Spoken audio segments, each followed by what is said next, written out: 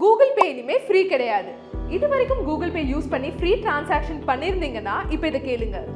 இப்போ Google Pay உங்ககிட்ட convenience ஃபீயா 0.5% to 1% charge பண்ணுவாங்க.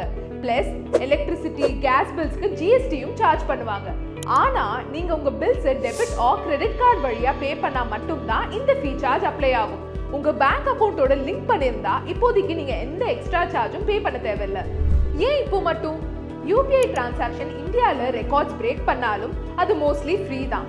அதனால கூகுள் பே மாதிரியான யூபிஐ பிளாட்ஃபார்ம்ஸ் புது ரெவென்யூ சோர்ஸ்க்காக பார்க்குறாங்க. PhonePe and Paytm already convenience fee and platform fee charge பண்ணிட்டு இருக்காங்க. அண்ட் இப்போ கூகுள் பேவும் ஸ்டார்ட் பண்ணிட்டாங்க. ஸோ ஃபியூச்சரில் உங்கள் யூபிஐ டிரான்சாக்ஷன்ஸ்க்கு நீங்கள் ஃபீஸ் கொடுக்குற மாதிரி இருக்கும். பேசிக்லி நம்ம யூபிஐக்கு பழகிட்டோம். யூபிஐ பிளாட்ஃபார்ம்ஸும் அவங்க பிஸ்னஸ் மாடல்ஸை ஃபினான்ஷியலி சஸ்டைனபிள் ஆக ட்ரை பண்ணுறாங்க. இந்த பழக்கத்துக்கு ரிலேட்டடா ஒரு ஃபேக்ட் இருக்கு.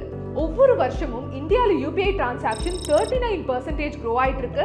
ஜான்வரியில மட்டும் 1700 crore rupees யூபிஐ டிரான்சாக்ஷன்ஸ் நடந்திருக்கு. ஸோ இப்போ சொல்லுங்க, யூபிஐ டிரான்சாக்ஷன்ஸ் ஃப்ரீயா இல்லைனாலும் நீங்க ஸ்டில் யூஸ் பண்ணுவீங்களா? அண்ட் இந்த மாதிரி ஃபினான்ஷியல் அப்டேட்ஸ்க்கு நம்ம சேனலை சப்ஸ்கிரைப் பண்ணிக்கோங்க.